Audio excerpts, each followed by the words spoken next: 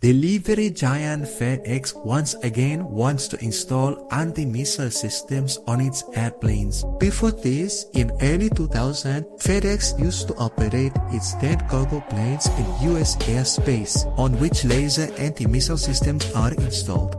But why did he fire the laser missile, and then what happened? And a transport company has started installing military-grade equipment on its cargo planes. Why is it needed? In the videos of SimTV, once again welcome to the viewers. In 2003, there was an incident that caught international media attention. A D2 China cargo. The plane was just taking off from Baghdad's airport when a missile came from the ground and hit the plane. Poland's left wing is celebrating as the missile hit the Polish wing. It did cause damage, but fortunately, it was different from that body, and pilot immediately brought the plane back to land, saving the lives of 2 other crew members. In such attacks, what is often used is commonly referred to as main pages. This portable weapon isn't that expensive and doesn't require much training to operate. This weapon, which is only 1.5 meters long and weighs 17 kilograms, can easily be mounted on any gun. This aircraft, which can fly a distance of 10 kilometers, can easily become your target and can be followed up to 6 kilometers. Instead, it was part of the private group of planes known as Ford NTA aircrafts. Buying and selling on the main black market of the pages became so common that there came a time when it became a serious issue. Since 1975, more civilian aircraft have been targeted by this weapon, in which more than 1,000 lives have already been lost. When terrorists target a plane, along with the loss of precious lives, there is much other damage caused by this. The biggest factor in the economy's downturn is, according to a survey, if a civilian aircraft is hit by a missile, the direct damage can amount to $1 billion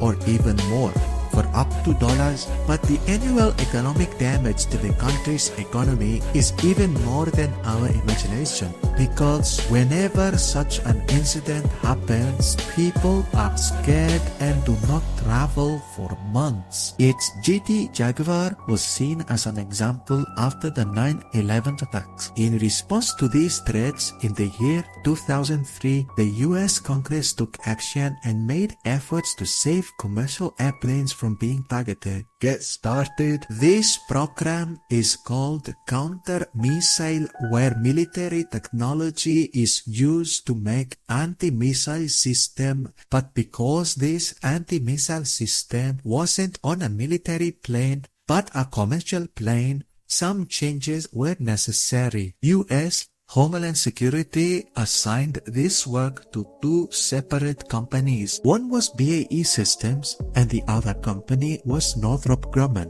The BAE system developed the GI system, while the Northrop Grumman-made system was named Guardian. It intercepted the incoming missile by using a system plane's fuselage lower instrument. We can't end it, but we can confuse the laser beam missile. This could change its direction. Let me tell you, many sensors are mounted on the main missile that detect the heat emitted from the jet engine.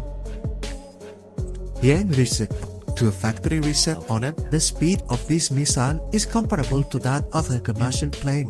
0.5 times were increased, making it easier to secure the plane. But less than airspace done, we can hack it. With the anti-missile system, the laser beam confuses the missile sensor, diverting it from the target.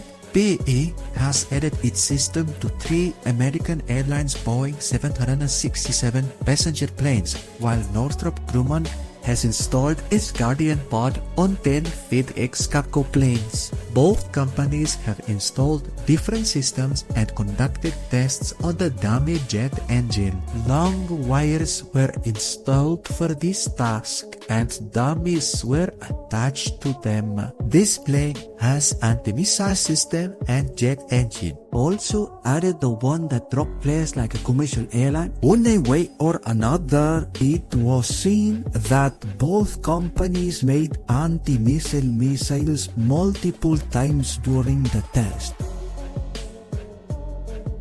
He's running away from himself. But despite this, in 2008, the planes on which systems had been installed had them removed. And the biggest reason for this was the associated costs and export complications. This anti-missile system cost $10 million. Passenger airlines, due to competition, were barely able to generate profit. This extra cost was giving him a headache. Besides this, it messes with regular system maintenance and airline operations. Many times, American Airlines would fly these 3 planes without the anti-missile system. And the third biggest challenge was technology export. Now, since this technology belonged to the American military, and when these planes leave the system's territory, there are high chances of losing this technology. But they went ahead. That's why an obligation was imposed on airline companies that they would not install missile systems. It will also cover the cost of the export license. This solution does not make any sense, because this practice can be necessary for American airlines, but other countries need to apply for airlines. They were able to save their cost and offered passengers cheaper tickets in competition. So this short system wasn't any less than a problem for America's airline business. In 2009, almost 10 years after installing the anti-missile system on commercial airplanes, FedEx once again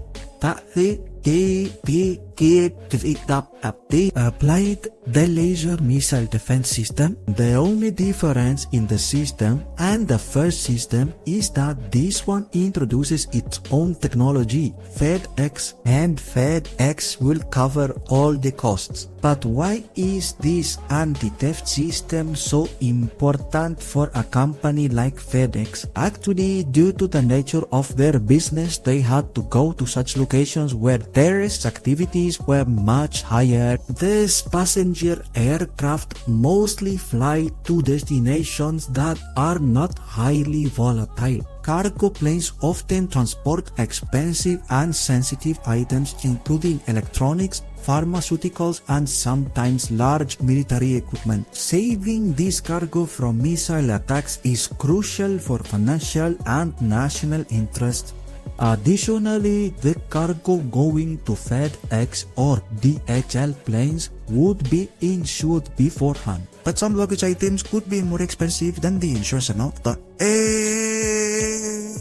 If there is ever an attack on these cargo planes, the biggest loss would be to the owners of the goods, and so did the insurance companies. But this could be a loss for cargo companies like FedEx, because next time people will think 10 times before booking their luggage. And lastly, it is important to know that countries like Congo, Yemen, Somalia, Syria, Nigeria, and Iraq are at risk. No doubt passenger planes will become fewer, but companies like FedEx have to operate round the clock to deliver cargo. The best example of this can be seen in the COVID-19 pandemic, where there was no place at airports for parking passenger planes. Companies like FedEx and DHL dominated the cargo market. It doesn't make any difference because their business was booming.